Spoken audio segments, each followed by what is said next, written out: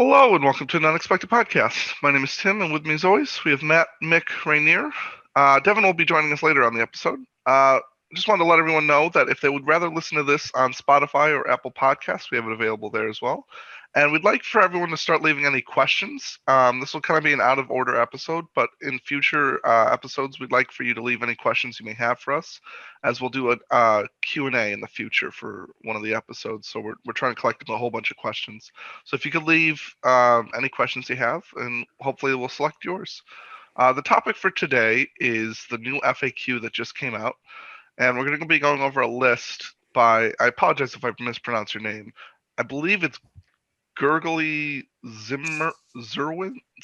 I probably absolutely butchered your name. I think we can say with 100% certainty that you have mispronounced his name. There's no way that that's correct. So I'm terribly sorry for mispronouncing our apologies to whomever you are. I don't know how I would go at that name, but we push on. The surname sounds Polish, so I would say Czerwiński. Czerwiński. So we'll go with Czerwiński. Yeah. Wait a minute. Yeah. We had an expert on this podcast who actually knew how to pronounce the name, and you let him butcher it first. Come on, Nick. I didn't expect he was going to do it so badly. Well, I'm American, so I see Gurly, and so I go with that. Okay, so we'll move over to his list right now. Rainier, if you're okay with doing it, I'll send it over to you for this week. Yeah, do you have it up on? Oh, here we go right now. Okay, so he says, hi, I would like to use 3 trolls from The Hobbit, Bilbert and Tom, somewhat competitive at 750 points. I have the Goblin Count starter set, so I came up with an idea to mix these 2 factions. Oh, nice. So right off the bat, his list is Bill with the Campfire, accompanied by Tom and Bert. That's his first warband. His second warband is the Goblin King, who is the leader, leading 12 goblins. Goblin Captain leading 12 goblins, the Goblin Scribe leading 6 Goblin Warriors. So that would be 4 warbands, 11 Might, 30 model, 30 Goblin Warriors, 4 monsters, and a captain for marches. Right off the bat, it feels very reminiscent of the first armies that you saw when the first Hobbit models were released, I guess. That's kind of reminds me of. I know I played a list similar to this, only with the box set that came out and the trolls. So I like that nostalgia of the list. First off, competitive wise, the first thing that popped off the bat is I would have, for the extra might and strike, swapped the captain for what's that goblin hero called? Grinna. Grinna. Yeah, Grinna. But then he does mention it, and it does make quite a lot of sense because he probably put some thought into it, keeping the Goblin Captain in for March. So yeah, it's interesting. I've only ever played it or seen it played beginning of the years when the first box set came out. So I don't know. I've never seen this at a tournament.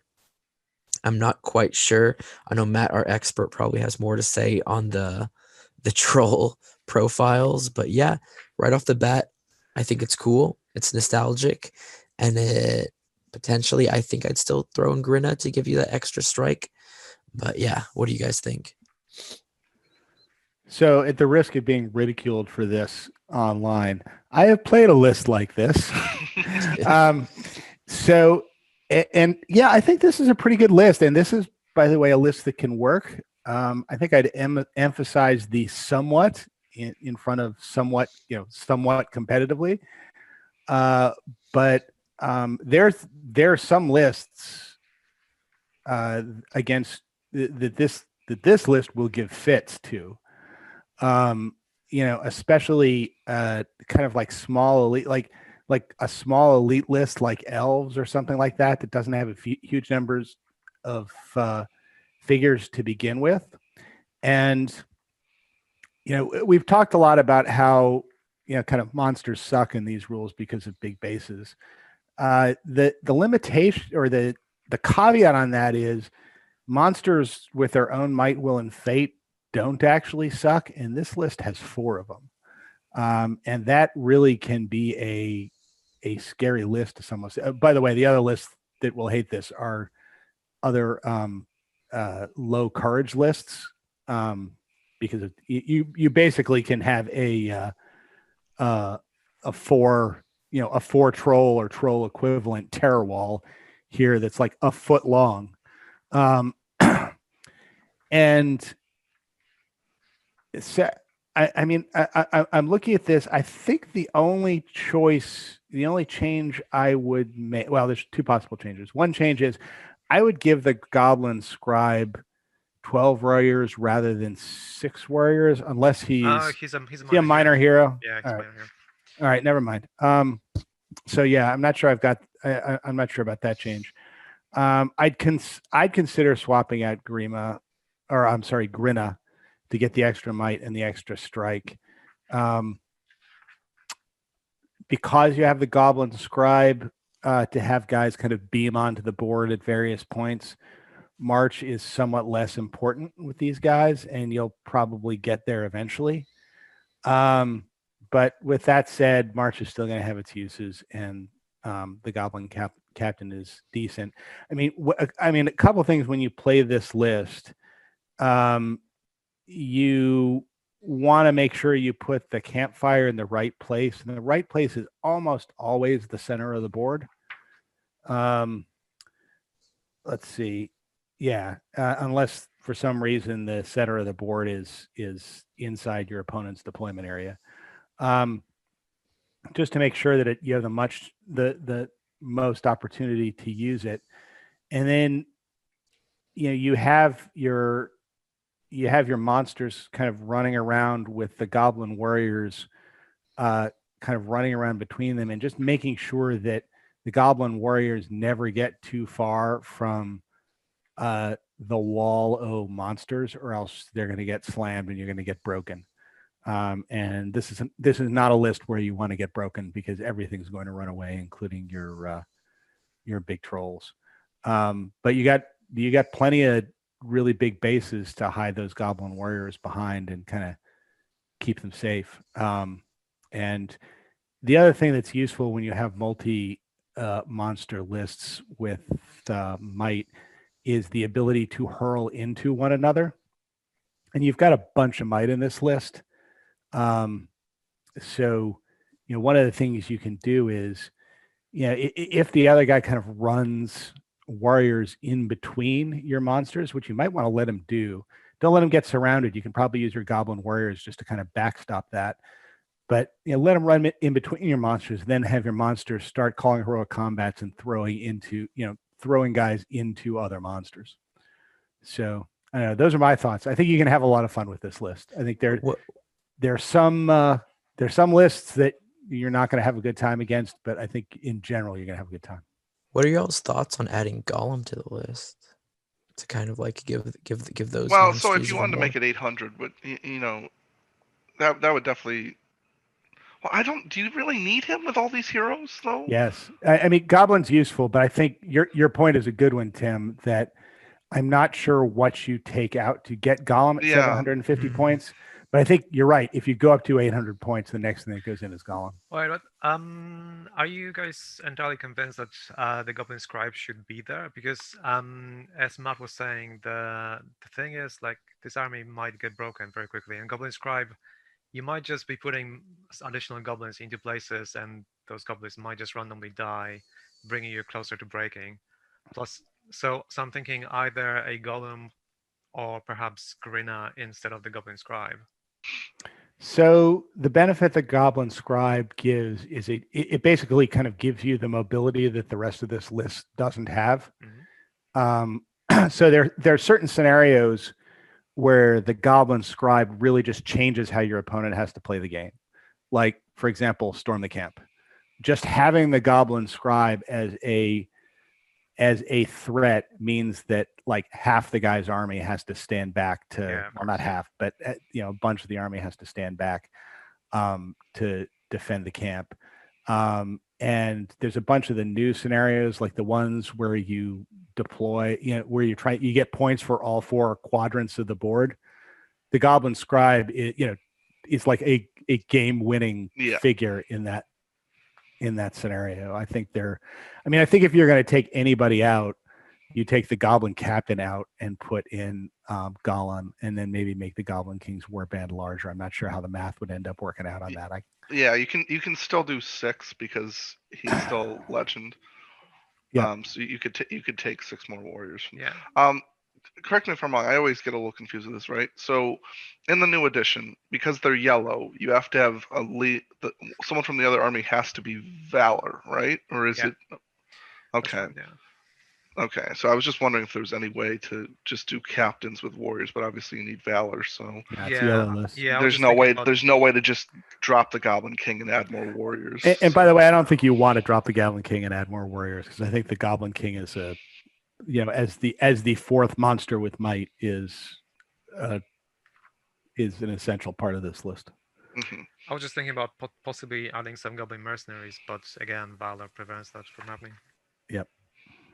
Yeah. No, I think if you're going to add anything else, it's clearly Gollum. The question is kind of like, what do you take out to get there? Yeah, because I mean, I just think you don't add them unless you get to 800.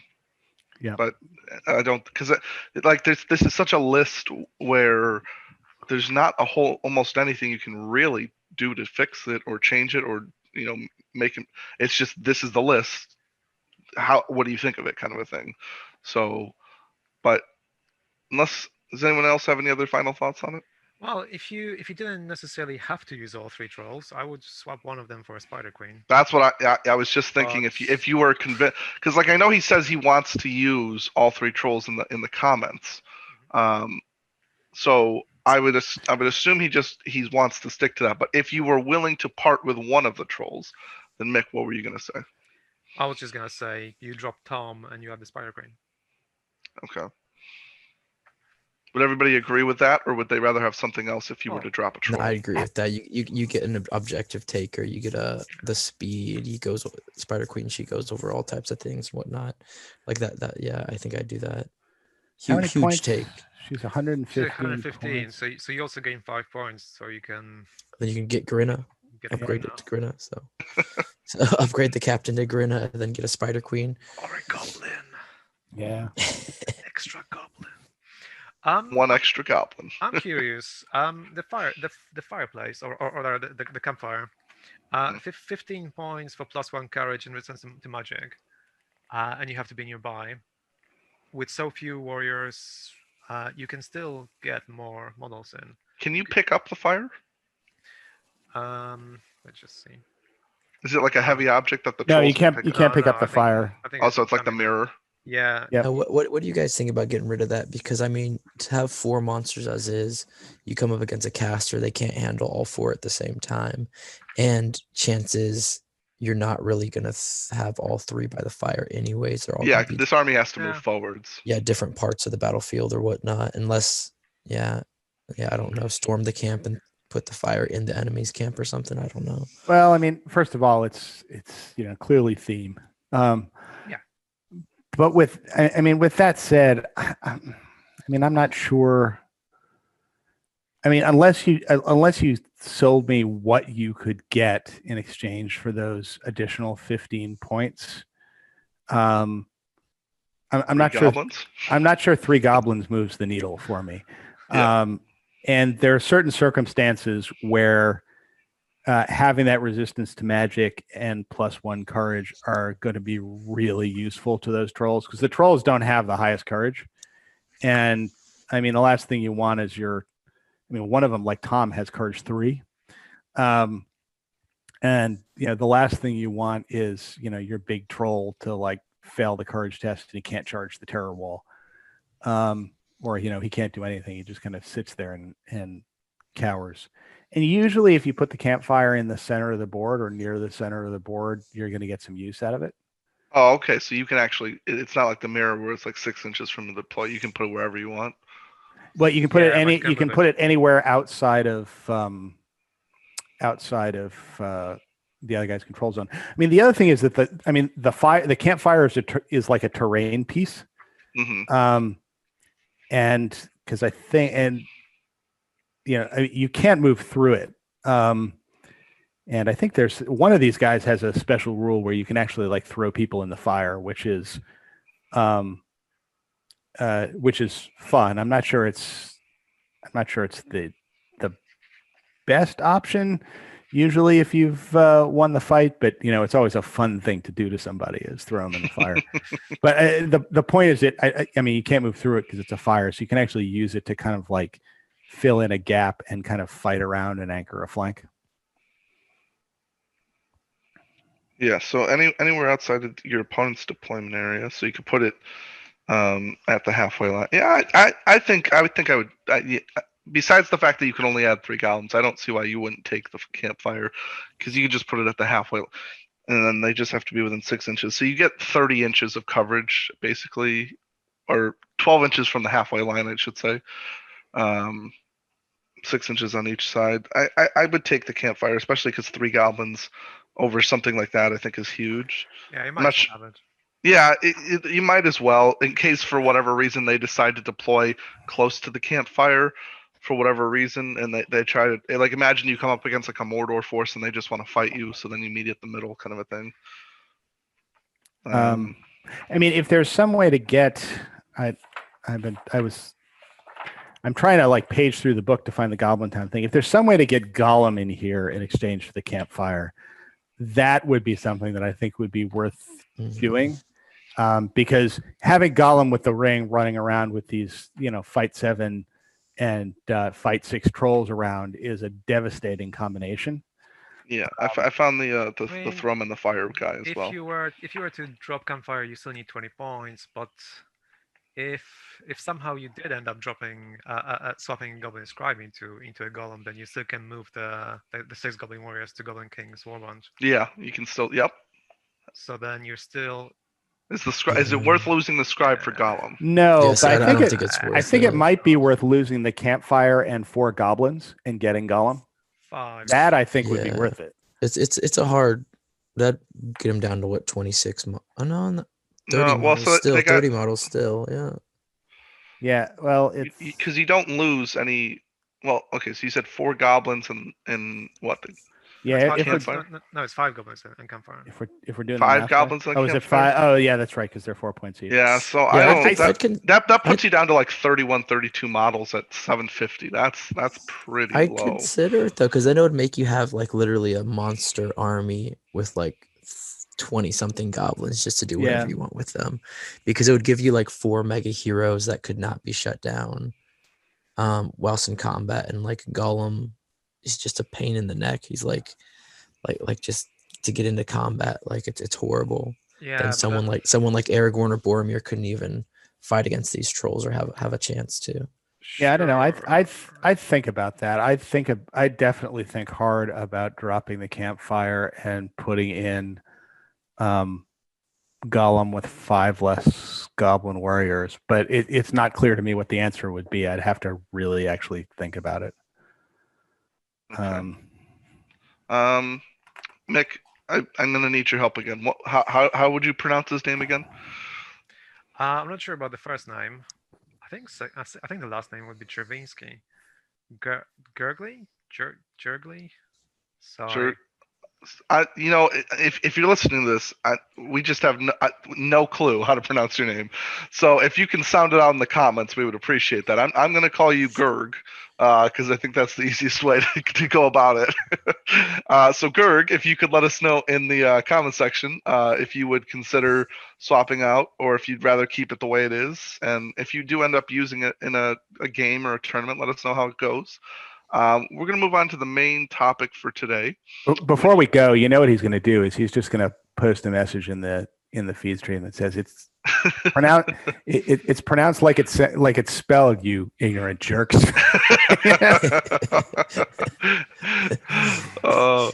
Yeah, he's can't probably wait from like Florida or something. He's from Florida. I'm from Jersey, you idiots. I played at your tournament. What's wrong with you? I've seen you 6 It's times. me, George. I keep introducing myself to you. You never remember my name. Don't you remember we hung out that one night? That's right. Okay, so we'll move Yeah, on. give my best to your wife too. We went to the Pottery Barn that one time. It was great. So we'll move on to the FAQ. Basically, what we're going to do is we're going to go over all the new pink parts of the designer's commentary. And if we have something we want to add on to what it said, then we'll do that. If not, we'll just move on to the next one. All right, and now we're going to move into the FAQ. So the first one we're going to be going over is the main game rules manual. So we're going to show that on screen real quick. And the first one is when a special rule refers to the man keyword, does this mean models with either the man or woman keyword? Basically, yes, because it is a man, and they're referring to the race of men. I Any thought that thoughts was a really cool thing previously. That there were certain rules which didn't apply to women. Actually, you know I thought that was is pretty kind cool. of yeah. So like for example, you couldn't if you have like the age of men kind of a thing, you Yeah. can't hurt Aowen. That'd be kind of cool actually. They have like a special exception to that. My wife was so annoyed by this FAQ. Well, she wasn't really, but her comment, which was a good one, was, "Hey, we're woke and in the 21st century." Oh, no, we're not.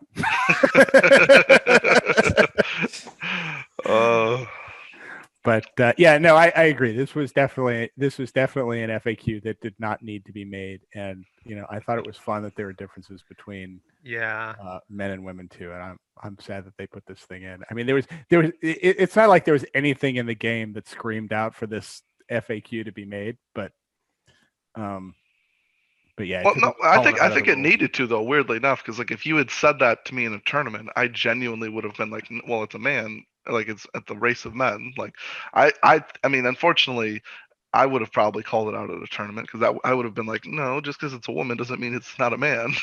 Well, like, I mean that's fine if you wanted to address the issue, but the way to address the issue was no. When we said women, we meant women. Yeah, it seemed less like there was an issue and they fix it, more of just like a clarification, kind of like you said for tournament play. But yeah, it is kind of a disappointment because when you would play as Eowyn and like Goth Mod would call the age of men is over, you'd be like, yeah, it doesn't apply to me, or different things. I have no man. I really, I mean, because it would have been great just to have the Eowyn figure there and just go, I am no man. Now we can't do that. I wish they should create a new rule saying I am no man and I do not count as the race of men. Oh, but you got to wait till opportune time when like they go to strike and they're like +1 to wound, and you just look at your opponent and go, I am no man. And they just look so confused. Or like you have some weird rule where like she has like a helmet on, and if she decides to reveal it, she gets that keyword taken away from her. Yeah. I mean, it's those themey moments that make this game really fun, and they just kind of erased one of those potential themey moments. So, all right. So everybody, shed a tear for the man-woman distinction, and then we can move on. Next one is, does a model that has stood up count as having moved? The answer is yes. It will count as having moved half of their move allowance. Now, wasn't this already known? Like, I thought this was well known. Yeah, in the States, like everybody at each tournament, like it was like, what was it over there, Mick? Did people not know this one? Well, I always assume that if you do any movement, you're moving. So like standing up, you're moving. So yeah, but doesn't it say? It says. I think it says in the book that it counts as half your movement. Yeah, it does. Yeah, it does. But I mean, I guess if you were persnickety, you could argue. Yeah. But my figure's still in the same place. But I think you're right. Everybody played it this way, so I don't think this changes. Well, anything. I suppose with all these counters that we use these days, with like these little things that says prone next to model, technically by just taking out the counter, you're not technically moving the model itself, you're just moving the counter away. So that may have caused some confusion. So although actually, I think it's fair to say. I mean, when we get to the next FAQ, it may actually explain why this FAQ is here. So why don't you read the next one? If a prone model begins its turn within an enemy model's control zone, can it choose to stand up without charging the enemy model? The answer is yes, as the prone model has moved closer to the enemy model. Actually, it has not. Has not moved. Sorry, probably. Yeah. So the previous FAQ kind of makes more sense in the context of this FAQ, because I can understand why this FAQ is here, because there could be some complaints saying, oh, well, you can't stand up in my control zone unless you charge me. But but now this is saying, look, you can stand up in somebody's control zone. You can still not charge the guy, but if you do that, you count as having moved, even though the figure is not, displacing on the tabletop. So maybe the two of those were just to clarify that one thing. Yeah, it adds for more traps, I guess. I know, like I played Corsairs a lot, and like this rule kind of would like work in the favor of Corsairs, because if you have one knocked over, you just move them up, and then then your opponent could be trapped without even having to use your courage to charge them. Mm-hmm.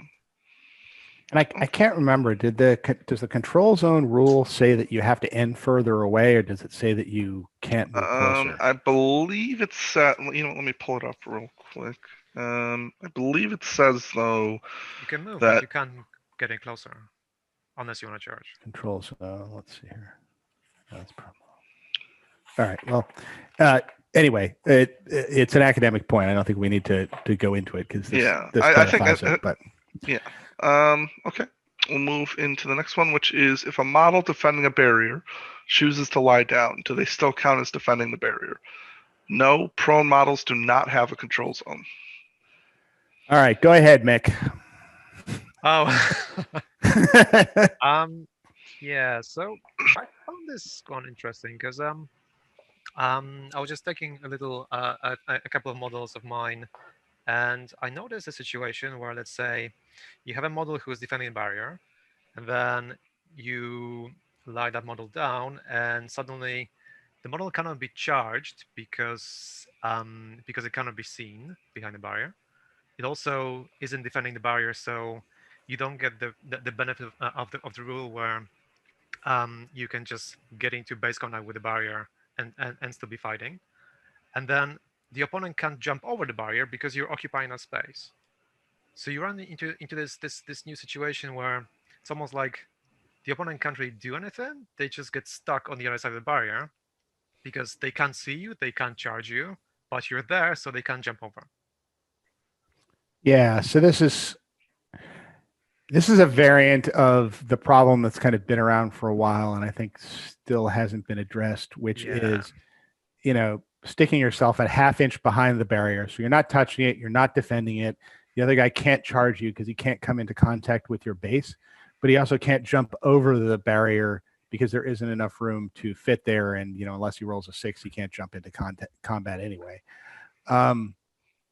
which is a problem. And I think it's a problem that, everybody, I mean, the answer seems to be that, kind of when you get within like a half inch of a barrier or less than a base width from a barrier, and you're doing this intentional thing, that there has to be some way to charge you. And if they charge you from behind the barrier, that's fine. But nothing in the rule says this. It's just kind of what people work out when they're on the table, because otherwise it's an insurmountable problem. And I mean, I think lying down causes the exact same problem. Mm-hmm. I think less because you can't see the model, because it's possible you could like get into a position where you could peer over and see some of it, but you can't get into, you can't contact the other guy's base, because the best you can do is come up and contact the barrier, and that's not in his base.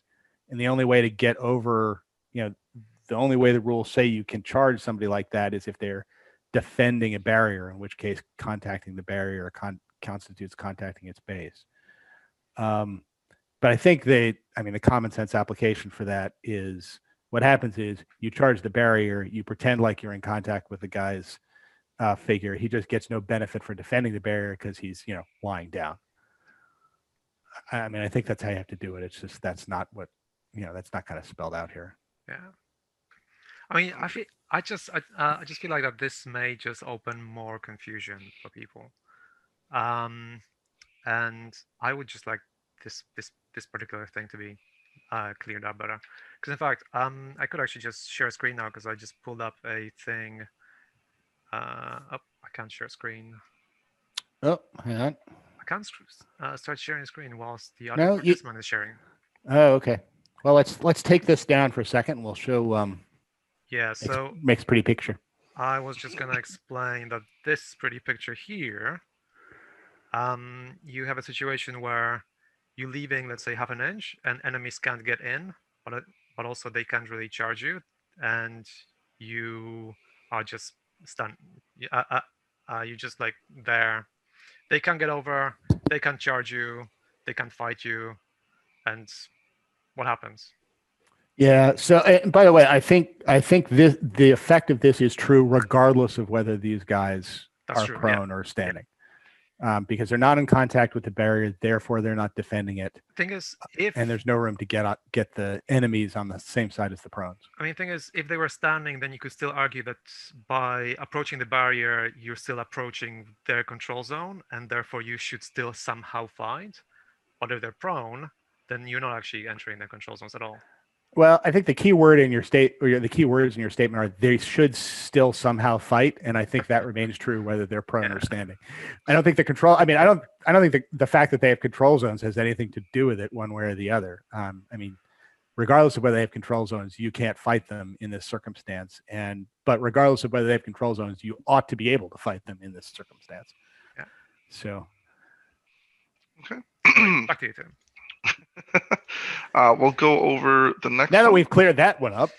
Let's move on to another one, which is great. If a model that benefited from a heroic march is part of a successful heroic combat in the same turn, can they still charge as part of an additional move from the heroic combat? The answer is yes. Heroic march only prevents a model from charging in the move phase. My question to you guys is this. So let's assume you call a heroic march, right? The enemy charges you then because you still can't charge any models, so they charge you. How are you getting a heroic combat off on your side to allow your person to move again? Well, all right. Let me give you the. Oh, go ahead. Sorry. Well, basically, it would move like this. Like, say, like you heroic march, captain, because that's who you usually heroic march. You heroic like right up to your enemy's battle line, and then it's your turn first. Then they throw a guy in there to attack him, or say just for some odd reason. You can then in the fight phase say, "I heroic combat." Kill that guy and move him. Oh, again. that's specific. Oh, I see what you're saying. Yeah, does that make sense? Gotcha. Yeah. The classic application of this is I have my Witch King on Fell Beast. I do a heroic march. I move the Witch King and Fell Beast 17 inches up. And then I compel somebody into combat with me, and then I call a heroic combat, kill that guy, go another 12 inches, jump in, and then like start. Okay. Yeah, See, I was like thinking about this really weirdly. I was thinking about like from like you charged me, all of my models have been charged now. I don't know why I was thinking about this. Like the model that was in combat couldn't call the heroic combat itself. I was thinking like it was one of those things where, well, another model would have to call it to then get into my, I was thinking about it really weirdly. That makes so sense. I don't know. I'm weird.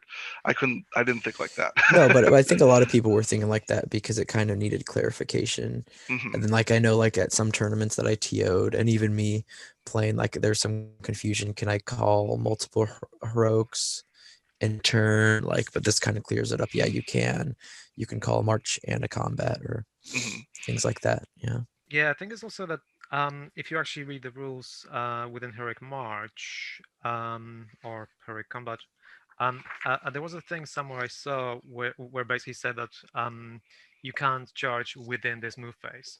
So like, since this is a different move phase now, you're able to move and charge in this other move phase with your Heroic Combat. So the march doesn't go to the other phase.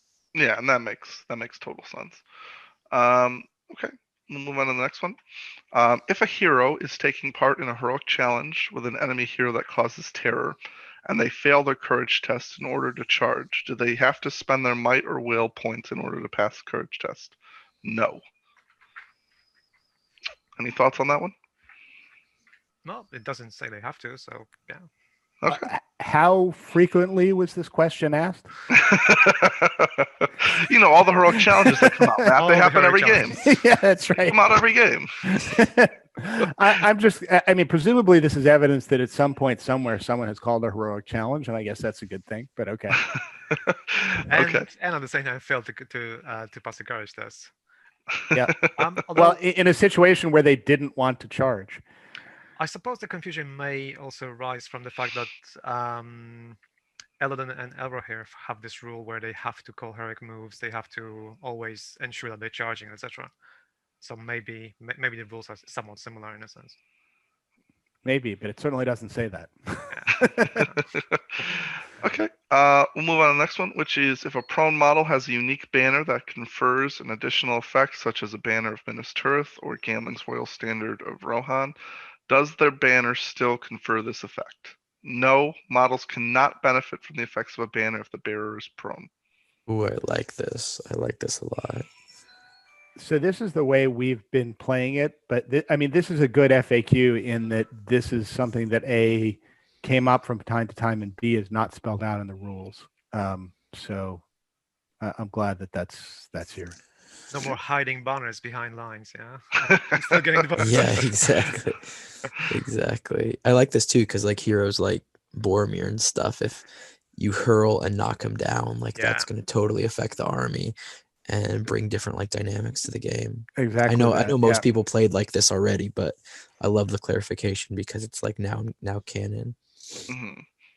Okay. Next one is can a model benefit from the blinding light magical power or rules that confer similar effects such as pool of darkness if there's a piece of impassable terrain such as a wall directly between all parts of the model and the source of light/darkness? No, light and darkness cannot travel through walls after all. Well, I have to say, darkness doesn't travel, because unless this is some sort of like a special darkness. 'Cause Apparently is it does. Yeah, isn't darkness the absence of light or something? Yeah, that's true. No, but it makes sense. Although one thing I was thinking when we're reviewing the list earlier on, what if you're trying to cast light over the campfire and the fire itself is an impossible piece of terrain and the fire would be preventing light passing through it? Well, I mean, one thing you can do with this is you can take Harry Goatleaf in the Clash by Moonlight scenario and say, "Go hide in that building, never come out." So yeah, I mean, this makes sense. Yeah. B, I wish they hadn't done it as a TO because I know every time this comes up, a TO is going to have to be called over to answer not every time, but there are going to be a number of times where you're going to get called over to say, well, are all parts of the model screened off by impossible terrain from the source of light? And that's going to be a pain in the neck. I just want to also say there is that moment in The Hobbit in the third movie where Sauron comes out of a dark wall. Just saying. He breaks the walls open and he walks right through them. So darkness clearly can walk through walls. So just a note. Yeah. So the problem is not going to be when you have like one guy, Galadriel Lady of Light is in a building and then somebody's outside of the building. The problem is going to be when there is a rock between Galadriel Lady of Light and a bunch of figures, and saying, a rock that's, approximately but not quite the size of a figure, or like, a tree trunk that's approximately but not quite the size of a figure. And I am not looking forward as a TO being called over to adjudicate whether somebody on the other side of that rock is screened off from Galadriel. But yeah, now we're going to have to do that. Especially if you work in if you're playing on like a very three-dimensional board.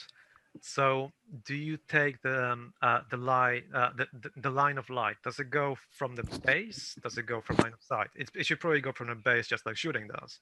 But if it goes from the base, well, if it's gonna go through a rock or a tree branch onto like slightly higher level, which part of the base are you even measuring it from? And it's like it might just open a lot of does it come from the head of the model? I mean, she's holding out the vial of Galadriel in her hand. You measure from that. Yeah. All right. So A, this rule makes sense.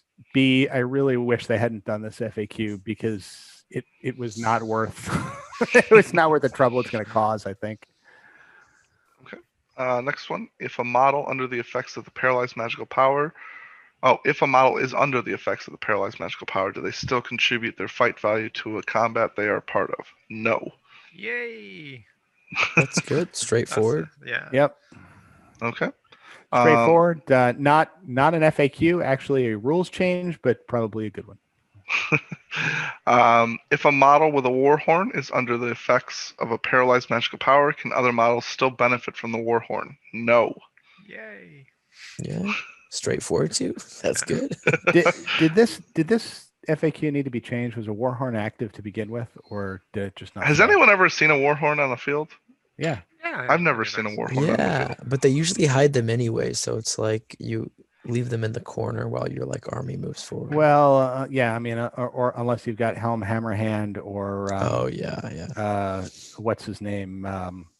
The other Rohan guy that has the special Erkenbrand. horn, Erkenbrand, running around. Oh, that's right. Yep, I forgot about him. Yeah. Doesn't that big boy from Gondor at War have a war horn too, or am I incorrect? The big boy from Gondor at War. With the spear four along the fat? Oh yeah, he does. Yeah. Yep. All right. Next one is if a model that can resurrect, such as the Nazgul of Dol Guldur or Sauron with the One Ring, is under the effects of the paralyzed power when they are slain, will they still be under the effects of the paralyzed magical power when they return? No. Ooh. Interesting. So you That can is die kinda on purpose interesting. just to come back without it. Well, you still can't die on purpose. You still need cooperation from your. Well, opponent, someone has but- to kill you, yes. Yeah. But okay. So for everybody who succeeded in paralyzing a Nazgul of Dol Guldur, don't then kill them. Leave them. Leave them Yeah. be. Yep. Let sleeping ring race lie. Just to go back to the previous question, when Matt was asking, is a Warhorn an active or a passive ability? It doesn't seem to imply either. It just says if you have Warhorns on the battlefield, all your models get +1 courage.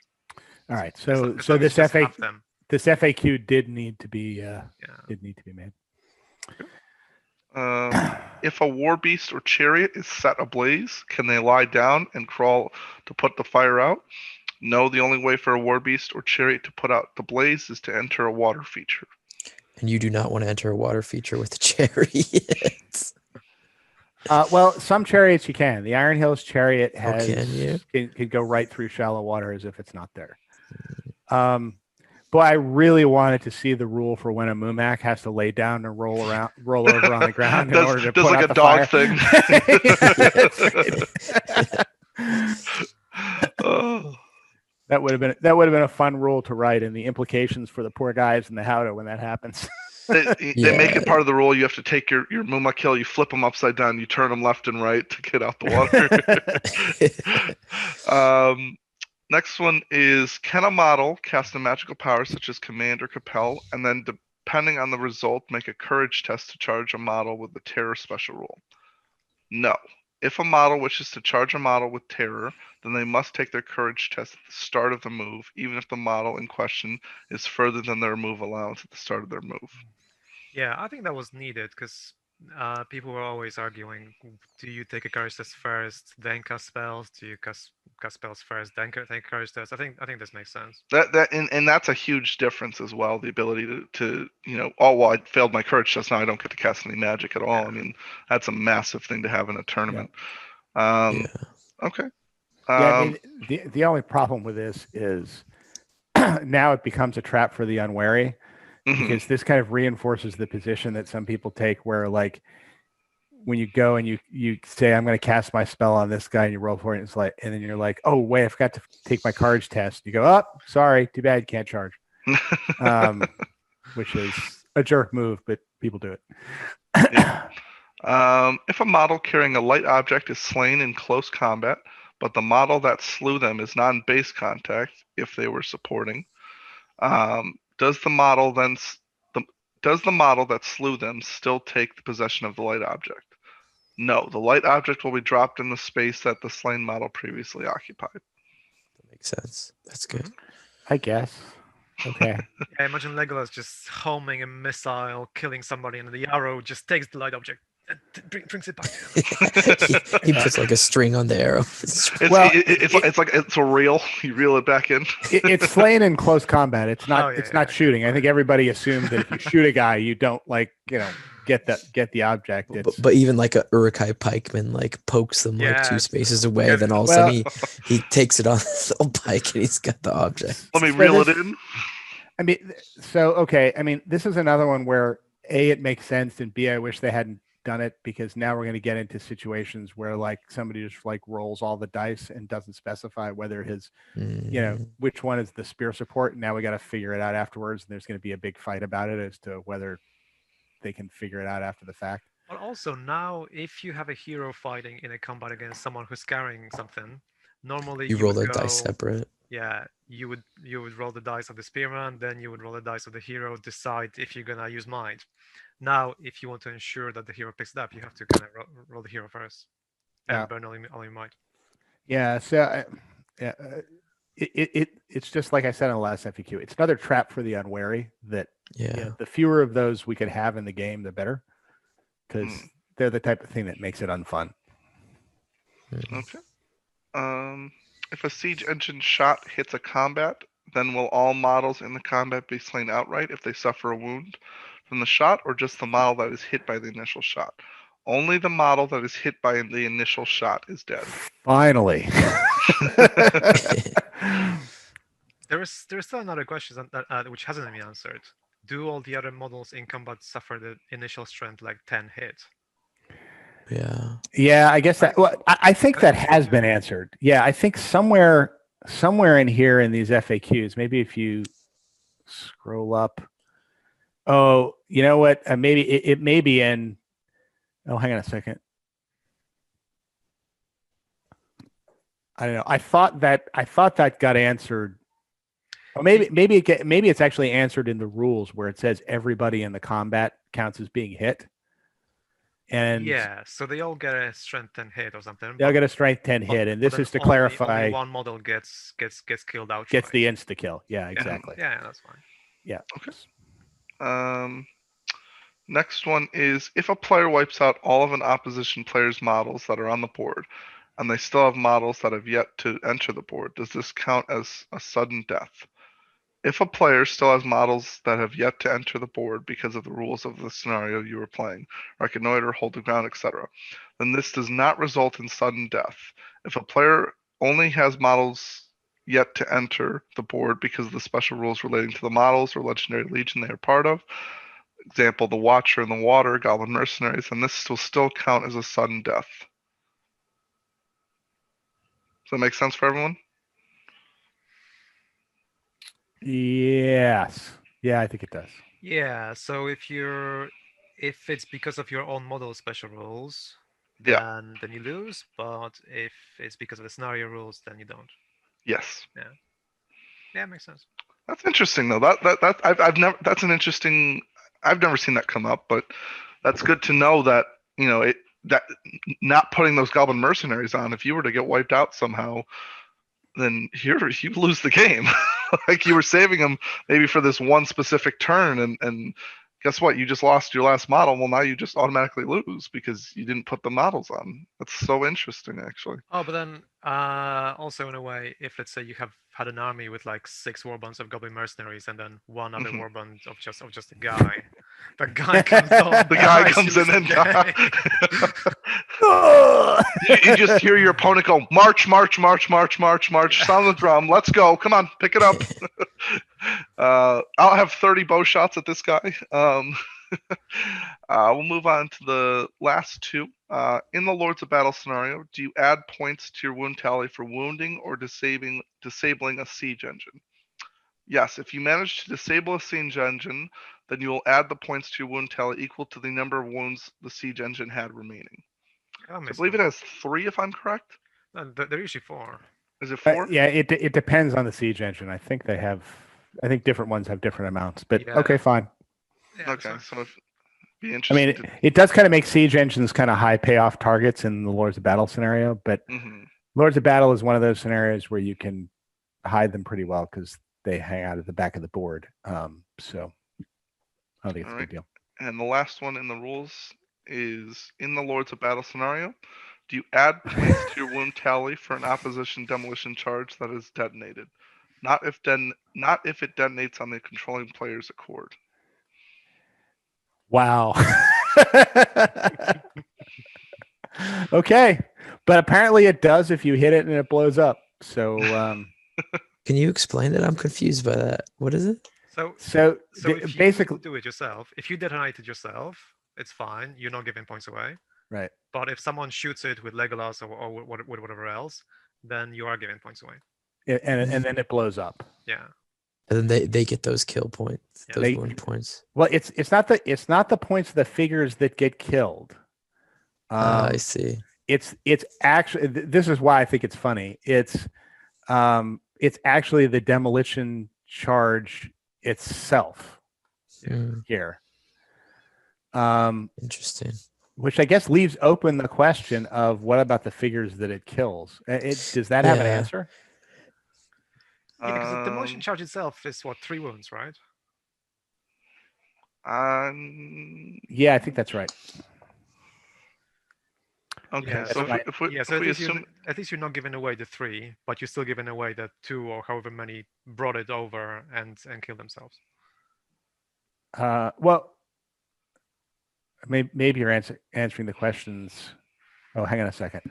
Maybe this is answered by a previous FAQ here. So the question I was asking is, if you're basically using the demolition charge to end the game by blowing up 16 of your own guys and presumably, I guess, 2 of your opponents, because I think that's what you have to do at this point.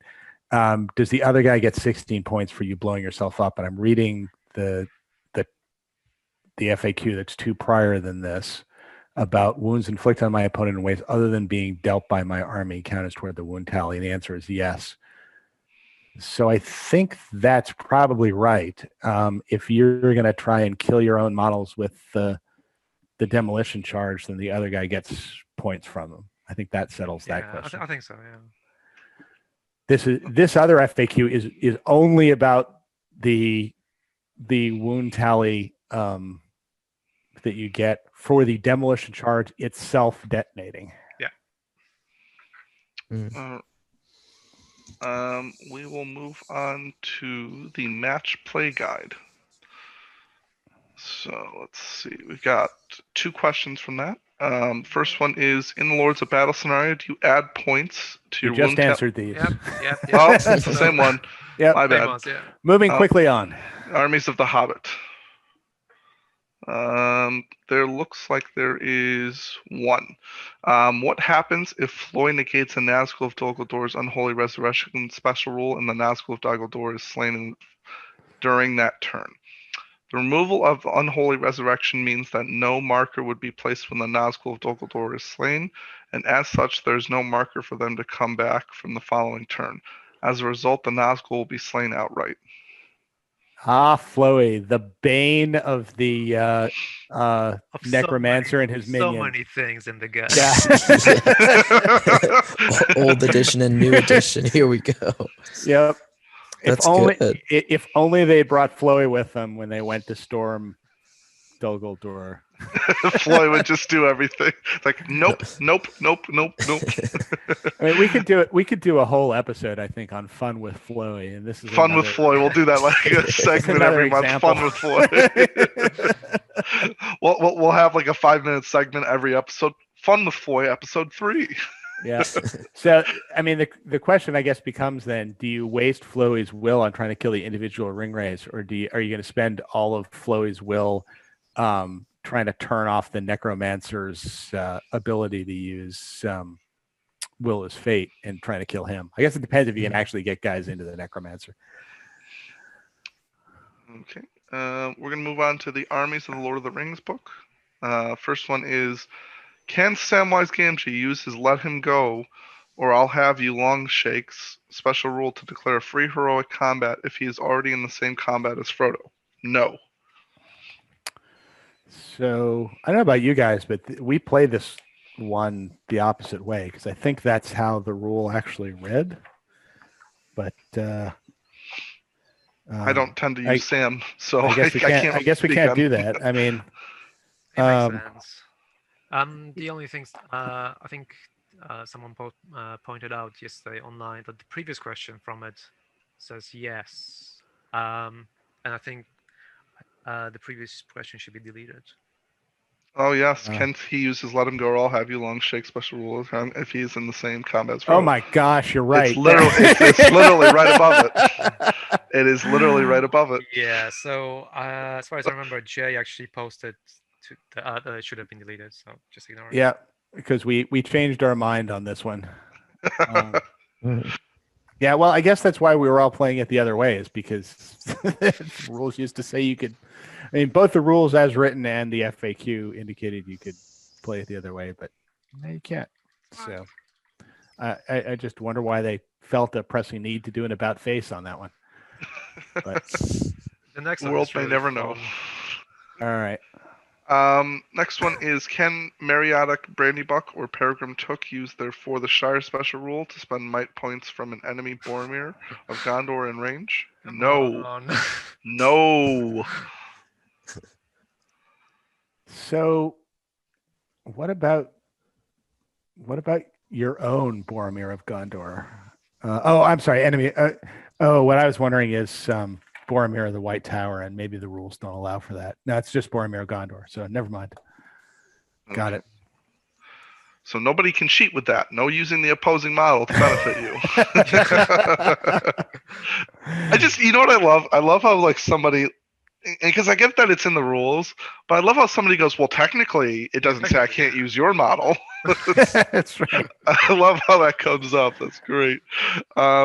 Next one is, can Gandalf the White use Shadowfax will points in order to cast magical powers? No. I wonder who's going to talk about this one on the podcast. Well, I mean, we've had this discussion. They answered it. I mean, I did say when we went over this that even though the rules were written that way, that I thought they intended the opposite because of that one. There's a diagram in the rule book where they have him using the will to resist spells. But all right, this answers the question, and basically says even though the rules are written a certain way, you can't do it. That's fine. Now let's go on to the next one. Yeah. Now let's go on to the implications of that particular. Here we go. Can Gandalf the White use Shadowfax will points in order to resist magical powers? That will depend on the magical power being used. If the magical power specifically targets either the rider or the mount, such as Black Dart, then only the part that is being targeted may use their will points. If the magical power targets the whole model, such as Command or Compel, then will points can be used from either Gandalf, Shadowfax, or a combination of both. However, Gandalf may never use his might points to improve the d6 rolled as one of Shadowfax's will points. Whoa. So Wait. this one basically made the internet explode as soon as. This was all over the internet. All they needed to do was just put in the first FAQ and say nothing more, and this would have been fine. But go on, Mick. So yeah, so there's many implications of this. So the assumption is that we've all been playing it incorrectly, which I'm not sure. So like a lot of people disagree with this ruling. I have no problem with this being the case. It's just that it sort of contradicts the rules themselves a bit. It doesn't sort of contradict the rules themselves. Do you know which page it's on where they talk about? Is it in cavalry rules? Yeah, so it's page 93, and then Black Dart is page 96.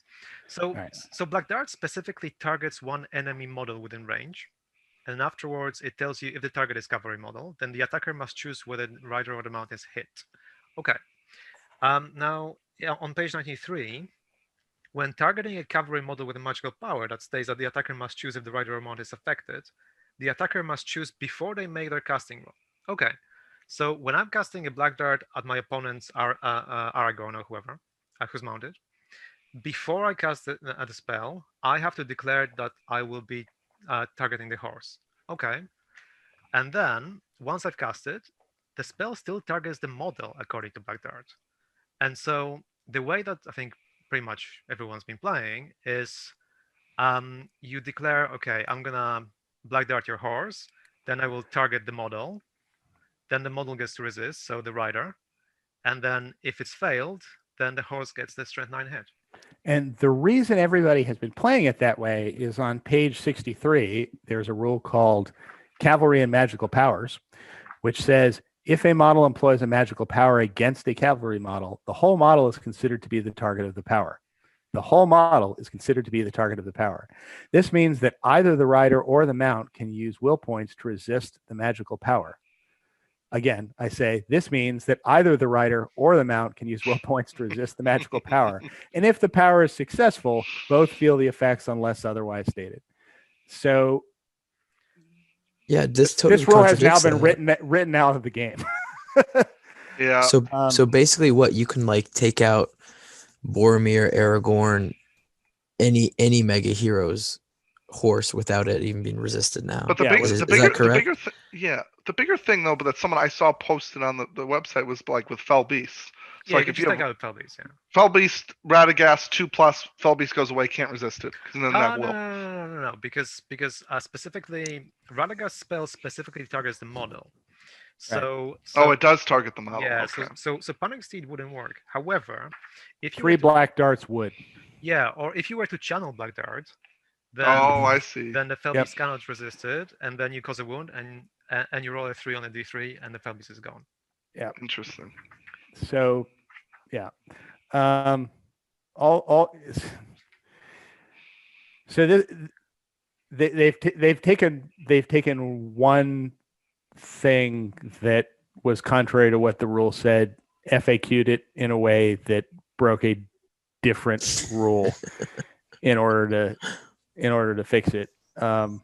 So all right. Well, yeah. So here are the implications of this. Implication number 1 is Black Dart or channeled Black Dart can shoot a horse out from under just about anybody except Shadowfax now, who can resist it because he's got his own will. and Asphalot because he's 4 to 5. Well, okay, is he? That's an interesting. I haven't looked into that. Oh, and by the way, and also the white ward, because the white ward comes with its own own will. So Asphalot specifically, Glorfin's rules say that he is under the effect of Fortify Spirit, and Fortify Spirit itself states that it targets the model, and so on that basis, the model has the resistance to magic. With 2 dice, so Asphalot can get it. However, this adds like another interesting thing with Fortify Spirit, in that this FAQ specifically mentions that if, let's say, you're targeting the horse, then the horse can resist, or the other way around.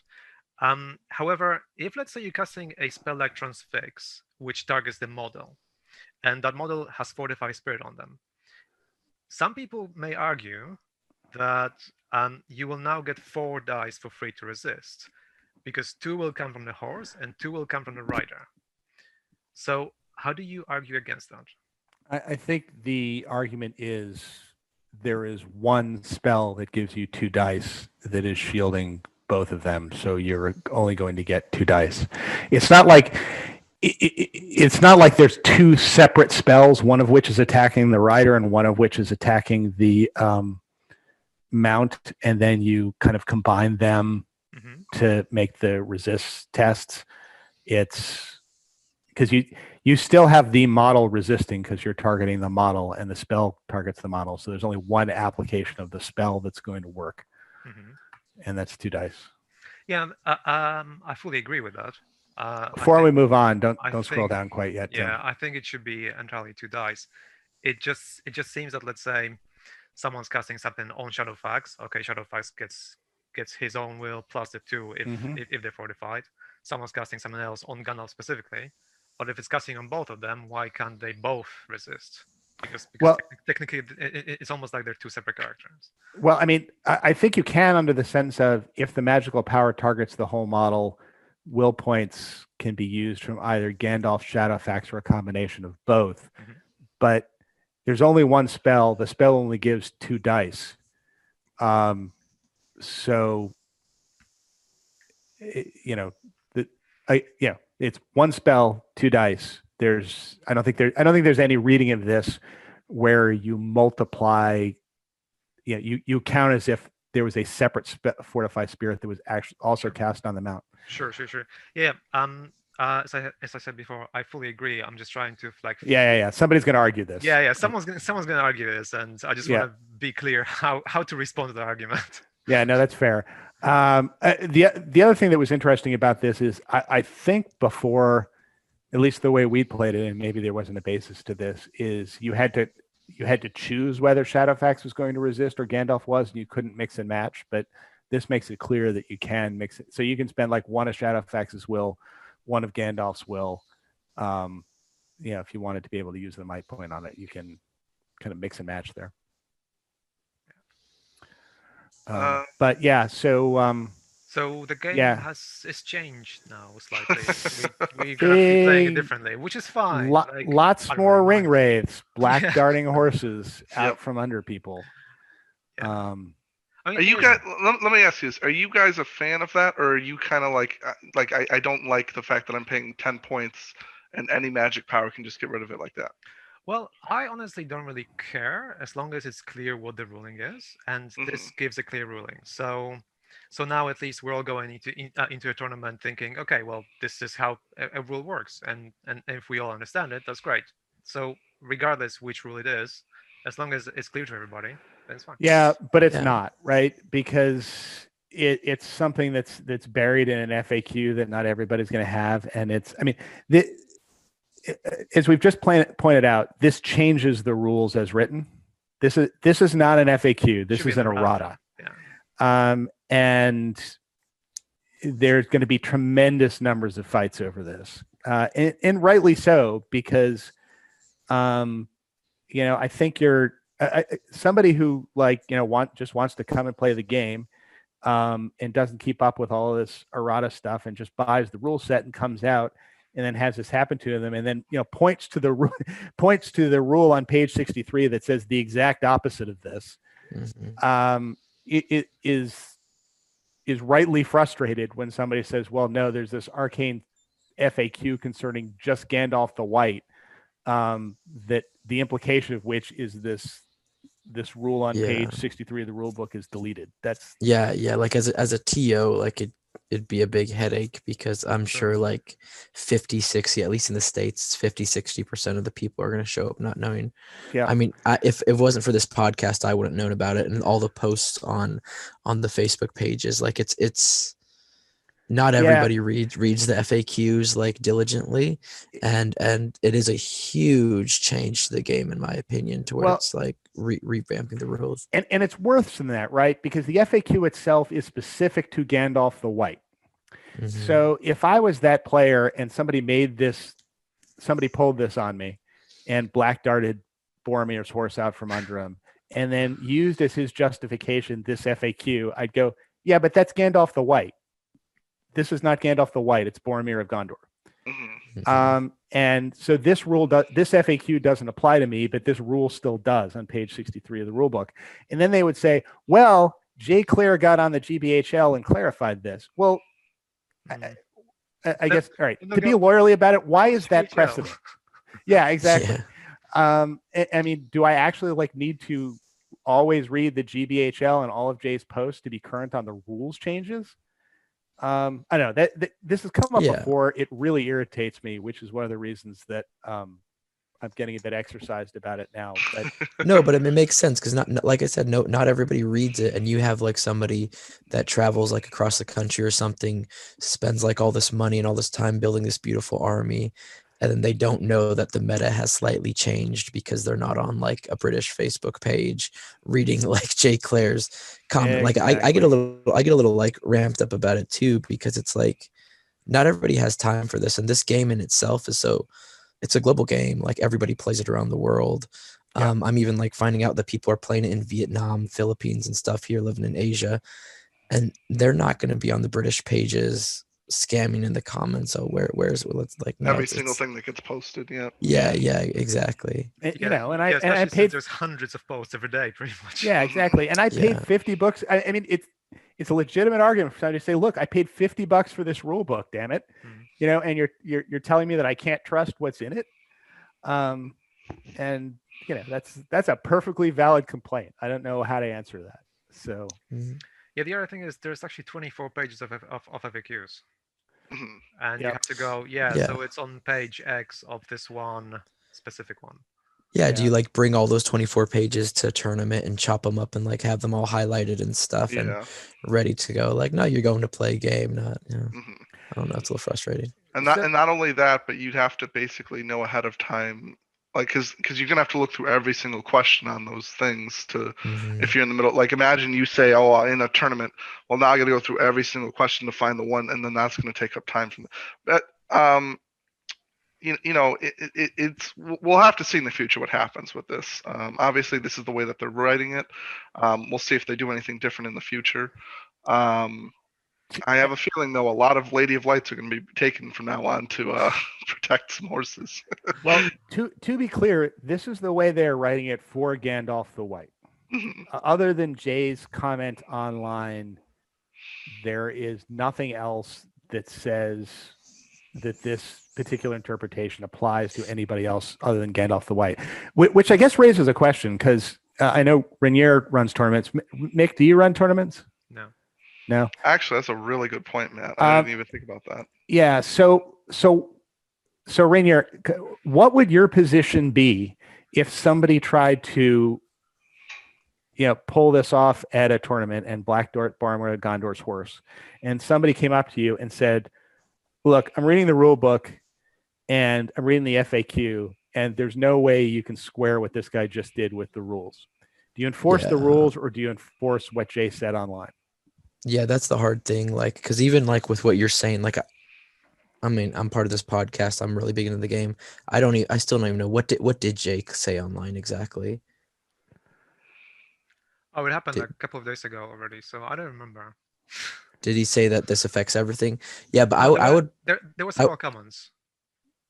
Yeah, I would, if at a tournament, it'd be a hard decision, to be honest. Like, already the FAQs and the errata, like having those pages like full and like flipping through them and like, oh, what is this, and it applies to Gandalf. But honestly, I have no idea. I'd throw it on Samir to make the decision.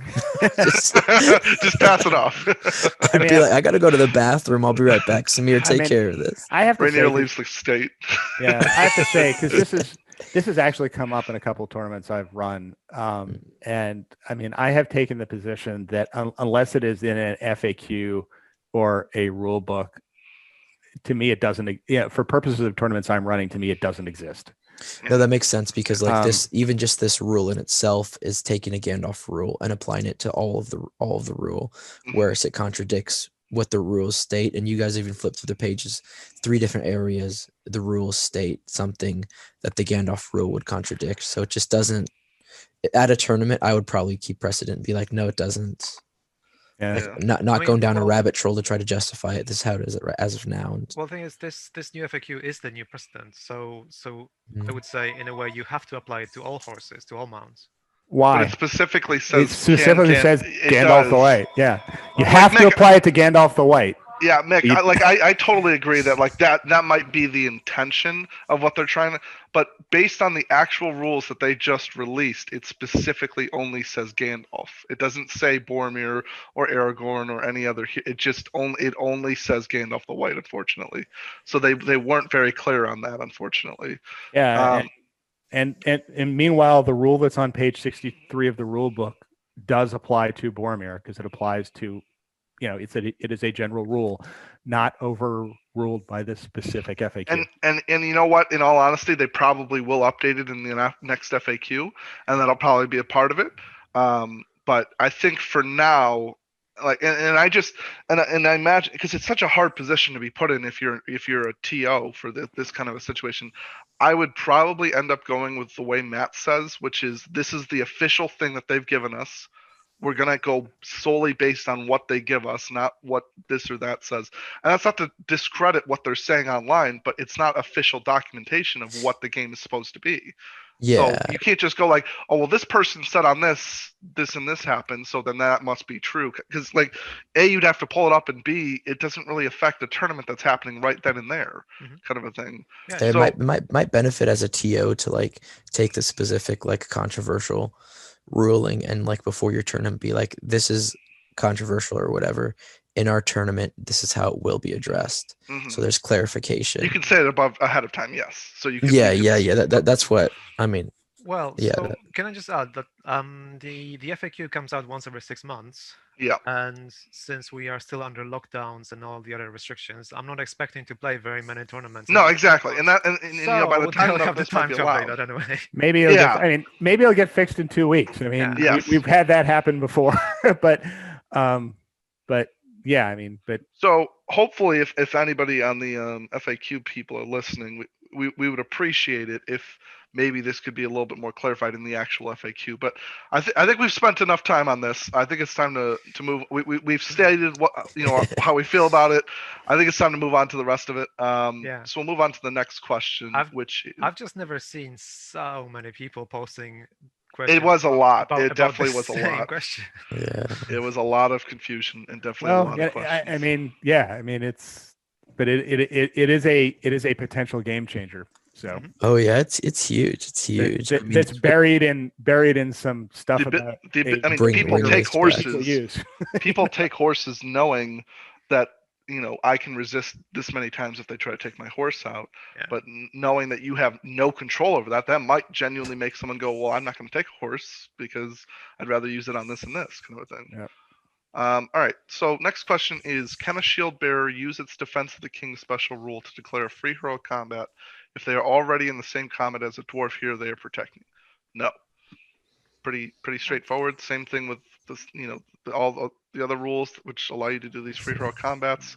If you're in the combat with the same model, you can't do it. Pretty much dry and simple. When the rider of a warg rider is slain and the warg passes its courage test to stay on the board, does the warg retain the Mordor or Angmar keyword, depending on what list it was taken from? Yes. So that is kind of a big deal for that to be. I mean, it makes sense. It's just a bit funny how Wild works within Angmar don't have an Angmar keyword. So no, that's another good point. To be fair, only if they're that's. Why does this matter? So I guess it matters if you're going to benefit from the like if there's special drum. rules. Yeah, it's like if there's special rules to it. And I guess the Angmar, do the wargs cause terror at that point? Is that the deal? If they're within 3 inches of a spirit, yeah. So yeah, it would. Yeah, it would matter for that. I'm just wondering why this matters. I mean, it probably doesn't matter that much. It's just for completeness' sake. It would be nice if it was. Well, but I mean, those. I mean, you just named 2 rules that might come into effect. Where no, so actually, friendly Angmar orc models within 3 inches. Yeah. So that doesn't matter. So it doesn't really matter. Yeah. So it's not really that relevant. It's just kind of funny. Yeah. Okay. Interesting. Next one is: if a model that is hit by the initial shot from a ballista is killed, are they still flung back or are they removed immediately? Page 105 and 179. The slain model is still flung backwards and will still hit the models in their path when flung back. Yeah, that makes sense. Yeah. Yep. Yeah, that's how. I think that's how it's always been. Yeah, it doesn't make sense to just get rid of them beforehand. They don't call it just like, oh, hits me, poof. Well, the body is still flying, so. Yeah. Next one is: if an enemy model begins its move already in the control zone of Tom Bombadil or Goldberry, are they allowed to charge them as if they had started the move already in their control zone? No. A model that starts its move in the control zone of Tom Bombadil or Goldberry can only choose to forego their move and remain where they are, or to finish their move outside of their control zone, ensuring that they move no closer to Tom Bombadil or Goldberry whilst within their control zone. Unless Tom Bombadil or Goldberry lets them, presumably. Yeah. All right. Any other thoughts on that one, or that's pretty straight? All right. Can a war beast or chariot that ignores control zones when moving move into the control zone of Tom Bombadil or Goldberry and therefore into base contact with them? If so, what happens? Yes, a war beast or chariot can move into Tom or Goldberry's control zone and even into base contact with them. When this happens, Tom or Goldberry do not take any hits from the war beast or chariot, and the war beast or chariot will stop moving, though they will be engaged in combat. Remember, though, that Tom and Goldberry will automatically win any fight they're involved in, so there's no risk of them being crushed by a rampaging Mumok or run over by a chariot. So why would you do this in a game? I guess is my question. Oh, because you pin them and prevent them you from pin moving them down. castles Yeah, you Okay. block them. Yeah. Gotcha. This is yeah. I mean, well, look, very few people use Tom and Goldberry. Yeah. I may be the only one in the U.S. who does. But this is actually kind of a significant change for them, and this is another one of those we're rewriting the rule in the guise of an FAQ.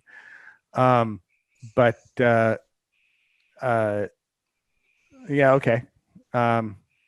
So I guess war beasts and chariots are a way to counter Tom. Although I'm not sure how much this matters, other than the fact that it's a way to kind of turn off Tom's ability to constantly replenish stuff. That's really kind of what this is about. I can imagine Dan and Whistle being like, how do we make Mumax better? Yeah. I'm gonna stop Tom Bombadil with it. Yeah, well, that's actually kind of funny. I wonder if we were seeing Dan Entwistle's fingerprints on this particular FAQ. I'm gonna throw away this Mumax just so Tom doesn't move. The next one is, can the Watcher in the water target mounts directly with its tentacle shooting attacks? Yes. Very interesting. Yeah, okay. Got 3 more from this. First one is, can the Golden King of Abercan be supported by a model armed with a spear or pike that are on a 25 millimeter base? No. I don't know why this needed. They already like downgraded him so much. I know, like, this is. I don't like this at all. Thank God the Golden King, that this cheat involving the Golden King of Abercan has been ruled out, so he will stop dominating the games in which he appears. Yeah, they're like, oh, like let's he's fight 4 with no heroic strike. How else can we screw him over and like overcost him and make people choose Stoladan like 100% of the time more? That was what was great though. Like that's what I thought was going to be great about the Golden King, was like I wanted him to be where you go, okay, do I take Suladan or do I take the Golden King? Now it's just, there's almost no there's not no point, of course, but it's such an obvious choice to just go with Suladan over the Golden King, especially now that nobody can support him. It's just frustrating. Yeah.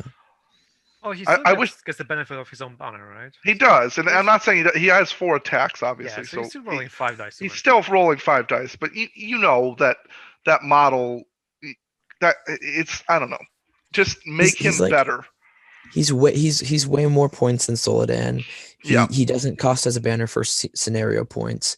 His banner's 3 inches instead of 6 inches. Exactly. You don't have the mobility. You don't have fight 5. I mean, I get the no strike. Yeah, no strike, that you have the burly with 4 attacks, but at fight 4, like almost everything's fight 4. Like model wise, you're not even heroic combating anymore. Exactly. So I don't know. Justice for the Golden King, guys. Justice for right, Tim? Exactly. Right.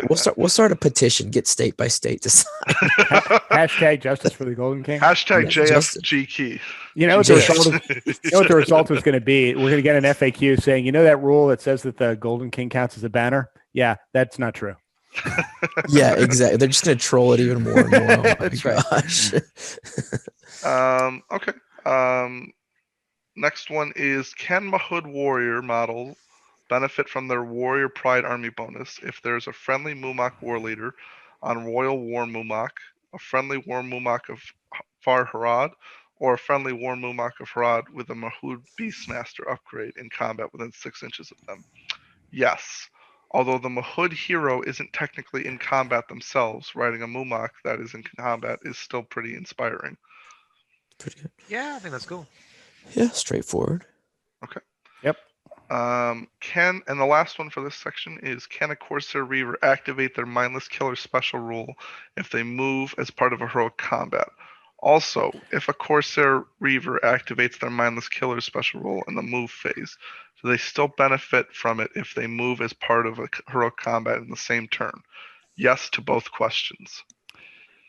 All right. Does anybody want to dive into this one before I do?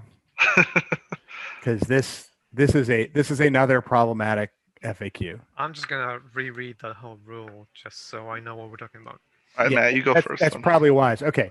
So first of all, to the second part of the question, if he activates his mindless killer's rule during the move phase, do they still benefit and they move as heroic combat? Yes. Answer is yes. No problem there. So it's the first part. So here's the question for me. Let's assume, for instance, this Corsair this Corsair Reaver is part of a heroic combat. If there is a bosun within 6 inches of you, then you can choose to auto fail this in the heroic combat that follows, and then go nuts. Okay, I get how that works. But the implication of that, and again, we're into implications, is what if there isn't a bosun within 6 inches when you do the heroic combat? Does that mean that you must make a courage test after you kill that guy and start the heroic combat? And if you fail it, must you then charge your own guy if there's nobody else within reach? That seems to be the implication of this, which I'm pretty sure nobody has ever considered before, since the way the rule reads is any Corsair Reaver that starts its move at least 6 inches away from a friendly Corsair bosun must take a courage test. Is that what this rule is saying? I mean, presumably it does, because if you can choose to fail it after the heroic combat, then you must have to take it in the first place. I mean, Rainier knows Corsairs more than probably anyone here because he plays them. But I mean, based on what I understand of Corsairs, I think you're right, Matt.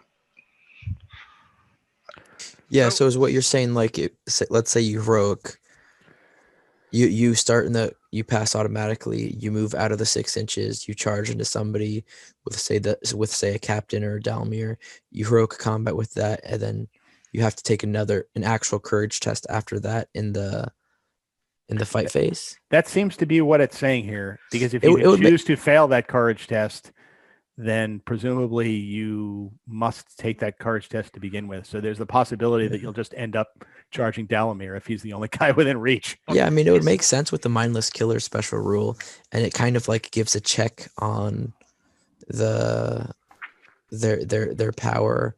But yeah, that would be kind of funny. You're like going crazy, slaughtering, then they turn against Dalamir. He's like, whoa, what is that? And then you'd have to figure out too who moves first. So say you're in the heroic combat, you're with Dalmir. Dalmir's heroic combating with them to get into another combat. Then who moves first, Dalmir or them? Yeah, Will they automatically charge Dalmir before he can do it and just waste it? I don't think so, because I think the rule says you can choose which one to move first after heroic combat. But still, once all that's done, like say for example that you do your heroic combat, you move, and then you've charged everybody. So this Reaver has nothing to do except like charge the back of one of your own guys. They trap like Dalgamar. You do it with Dalgamar, and then Dalgamar gets trapped by like the enemy and your own Reaver, and he dies. Funny. I think that's what I think that's what happens, and I don't think anybody's thought of this before because it seemed pretty clear, at least to me, that this mindless killer rule that starts off with any Corsair Reaver that starts its move at least 6 inches away from a friendly Corsair bosun was talking about the move in the movement phase and not moving in heroic combat, but apparently not. Is there an implication with the fact that if you've passed a courage test once, you don't take the courage test again? No, because I think that's isn't it in the same phase? No, it's just here. Or did they change it? If a model passes a courage test caused by a special rule or ability, it automatically passes any subsequent courage test it is required to take because of the same special rule or ability for the rest of the turn. Oh, well, maybe so. Unless otherwise stated. Well, let's see. Okay. So say you passed it first time, you can still activate it second time. Well, no, but if it started its move within 6 inches of a bosun, then it will not have taken that courage test. Oh, that's true. That's true. Yeah. That is true. So I guess I think I'd probably read it the way Matt's talking about it, because you don't, like you said, like you're not actually passing the courage test, so you wouldn't ignore it. Yeah, I don't know. That's weird. I think you got to go based on, unless they state otherwise. I think you have to go based on what Matt's saying, and I would expect that to be the calling in a tournament if this got brought up. But I don't know. Maybe they'll release another part to this and answer that question maybe later on. Yeah, it Before seems we like a move lot on, of these FAQs are just causing more holes. just one more implication of this that I'd never thought of, which is let's say that you've chosen to fail it, right? Mhm. And you send your Reaver as a mindless killer into something that eventually turns into heroic combat. I take it then that because the mindless killer is still in effect after you do the heroic combat, unless you've left some way for that Corsair Reaver to charge into an enemy model, he's going to then take his heroic combat and charge a friendly model because he's already failed it, and he's still a mindless killer. True. Corsairs are fun. Curiouser and curiouser. Corsairs are fun. Like, man, just talking about them, I'm like, wow, I just want to play a tournament with them again. Okay. We will move on to the next one, which is Gondor at War. Okay, we're going to go into Gondor at War next. There's only, I believe, 3 questions, so we'll go over the first one. Can Daerwine, Chief of the King's Knights, use his 4th Theoden special rule to declare a free heroic combat if he is already in the same combat as Theoden? No. Sticking with the theme of things, if you have a special rule that allows you to do it, you can't do it if you're in the same fight. Fair enough. And actually, this is the last question for Gondor at War. If multiple Corsair warrior models in the same fight choose to re-roll a single dice for Delgamar's Ruthless Commander special rule, what happens if some of the models don't roll high enough to win the dual roll, but other models do? In this case, no models will suffer the Strength 2 hit, as the dual roll was won by the Corsair player. If none of the models re-rolled high enough to win the fight, then any model that chose to re-roll would suffer the hit. So if you have 3 Makes models sense. and even one of them wins, none of them take the hit. Yeah, I think this is how we played it. Yeah, that's how we play. I'm glad the clarification though, because now reading through it, I'm like, oh, okay, I guess that would. I've never seen people bring it up, but I guess It's like stab, right? If 2 people stab, then and you win the fight, does the person who didn't roll high enough still have to stab? If the kind of a thing. You won the fight. Yeah, exactly. So, all right. So that's real simple with Gondor at War. There is nothing for Scouring of the Shires, so we'll move into War in Rohan, sorry. And there's only one question for here as well. If a Dunlending Huskarl is supporting a fight and is within 3 inches of multiple Dunlending hero models, do they gain a bonus of +1 to their fight value for each due to their favor of the War Chief special rule? No. They will gain a bonus of only +1 to their fight value, regardless of the number of Dunlending heroes models that are in range. So just no stacking to fight 5, fight 6 nonsense. My heart fluttered. I was like, oh, did they make Dunland Huskarls relevant? No, they didn't. No, they didn't. It's funny when we were going over like the Dunlendings, like it's one of those, or when we talk about the Huskarls, when you see the profiles, I genuinely thought these were going to be back rank models every single time, because I thought, okay, what's the now you have front rank, back rank, but then when you see the banner effect, obviously that kind of rules it out. But I thought when I saw this model, I thought this was going to be in every single army back rank. So, boy, this would have been interesting if this is the way we played it. I think this was the way the rule was written as well as the way it was intended. But can you imagine if this wasn't, and you had your little block of 4 the 4 new Dunlending heroes, Thryden and the 3 other guys, you've got one like next to another with fight 4 7 Huskarls behind them. Dunlendings Yeah, that's supporting right. them. They're all fight 7. You have the one guy who has like 3 attacks at fight 5, supported by Now fight it's 7. 3 So now he's attacks, fight 7. That You would have been that great. guy cutting his arm, fight 7, just like and then was it anybody calls a heroic strike, like he can call a heroic defense, so then Yep. you're not Oh my wounding him gosh. anyway, and it's forcing people to call. I think Games Workshop really missed a trick here, because can Oh, you this would've imagine been how many phenomenal. Dunlending Huskarls they would have sold? Oh my if this gosh. FAQ had Oh come my out the other gosh. way. Even if you had capped it at even if you had said we're not going to go higher than 2 or 3, they would have, so many more of those would have been bought. Yep. yeah, they could even made a cool like Dunland frenzy like special rule, like the Dunland Huskarls. each time they see a hero, they're like they go into like double frenzy. They just start spazzing out. Fight 5 Dunlending's back rank. That'd be hilarious. The new meta. Okay, so I mean, real simple. Warren Rohan. We're going to the last one, which is Quest of the Ring Bearer. First question we'll do is: does Mablung's bird call special rule mean that Mablung and friendly rangers of Gondor within 6 inches of him can target enemy models with the stalk unseen special rule, even if they are more than 6 inches away? Yes. All And right. I don't like that because that means my Morgul Stalker army is not going to do that well. Yeah, well, that was a good clarification. It wa- 'cause I was pretty sure that was what was intended, but it was not what they wrote. So I think Tim, your Morgul Stalker army was never gonna do so well anyway. I made a list. It's going to do well. We'll see. You're gonna get second place at the next Articon. You know what? When I win a That's what's tournament, happened, Tim. I am gonna. It's not gonna end. I will keep showing the Morgul Stalkers. I'll bring them into the limelight. Get a tattoo. Yeah, I'll get a tattoo of a Morgul Stalker.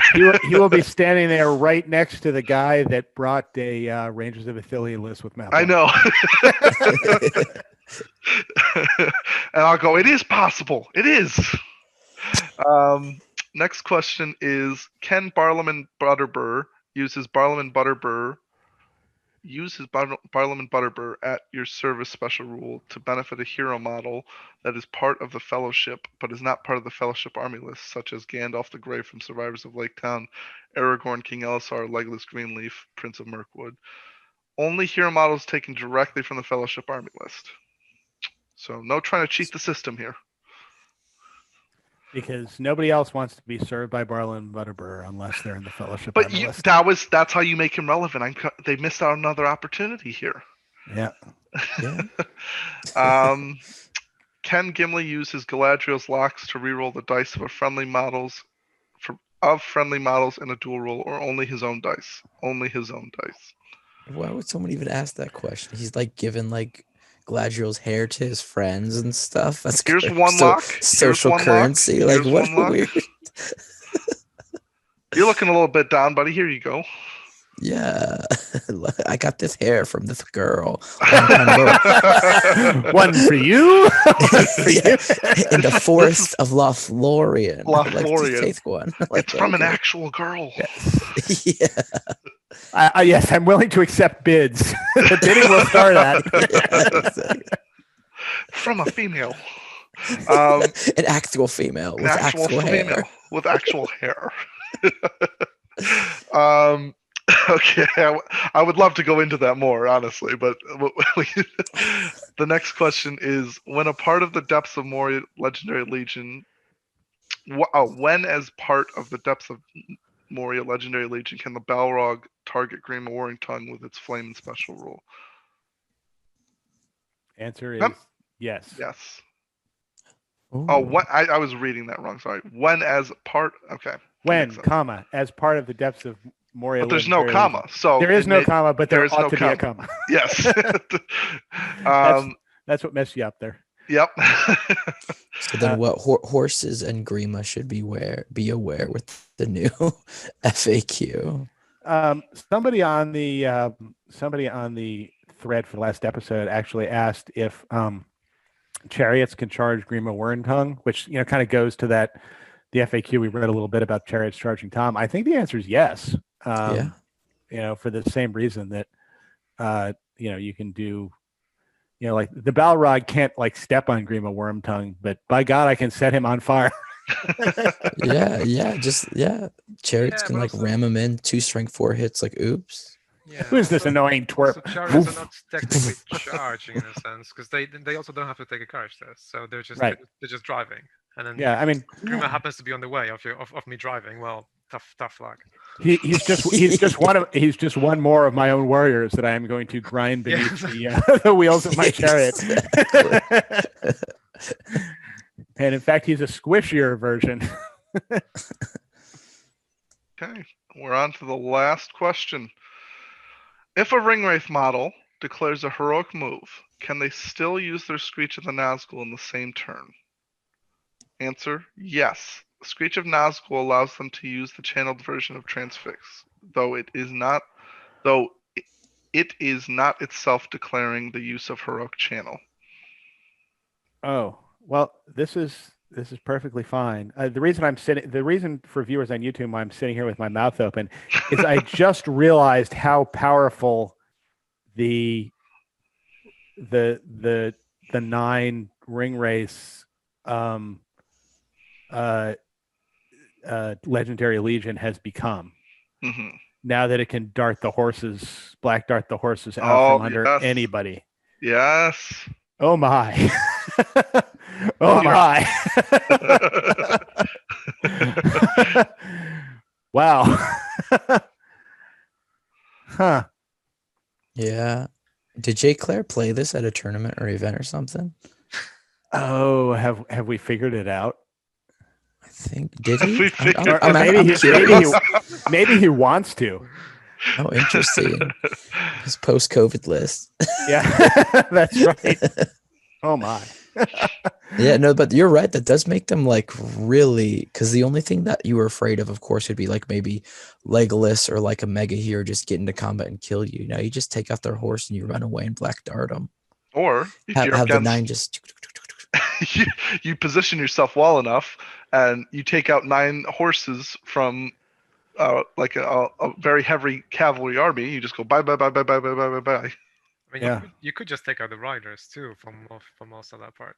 Well, yeah, but the Yeah. riders at least can resist. Like, so if you're No, if you're I mean, gonna if Oh, the cav. I see what you're if saying. it's a Yeah, cavalry yeah, army yeah. that You Tim might is as playing well. yeah. against, Oh yeah. well, then Right. Tim is taking out the horses and not the riders. Yeah, no, that's It's yeah. it's literally like an old Western movie where you have like your cowboys just all riding in it on a triangle, just shooting their pistols as they're riding at you and stuff. Like that's the ring race now. But they're doing like some like Japanese, like they're shooting like this ninja stars out of their like black Yeah. darts.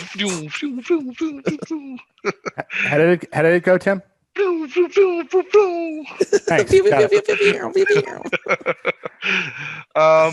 So here's an interesting question. Are the horses that Lothlorien guys riding, do they have the Oh, resistant to Oh, magic. it says Mm, friendly good question. Lorien? Yeah, okay. I think they do Yeah. Ooh, yeah. because it is a Lorien cavalry model. It is a Lorien Yeah. cavalry model. Well, So- Lorien just got that more relevant. Like That's now, right. now there's a reason to take them. Now there's a reason to Yeah. take them. We Almost. are. All mounted Lothlorien. Yep. Yeah, but then why would you black dart the horse instead of the rider? No, you wouldn't. You'd black dart the rider then. The question was, But it Because makes you you black can. dart the you could rider black now. dart the horse out from under the rider who is resistant to magic, and the answer. but is like the Lorien like captain or something like that. Yeah. Yeah. Okay. Thank you for tuning into this week's episode. Let us know in the comments section if you enjoyed the FAQ. If there's something you like, you dislike, let us know as well. Let us know as well any questions you have for a Q&A we'll have coming up in the future. So anything you want to ask, as well as any lists you'd like for us to review as well. And we look forward to seeing you next week. Bye.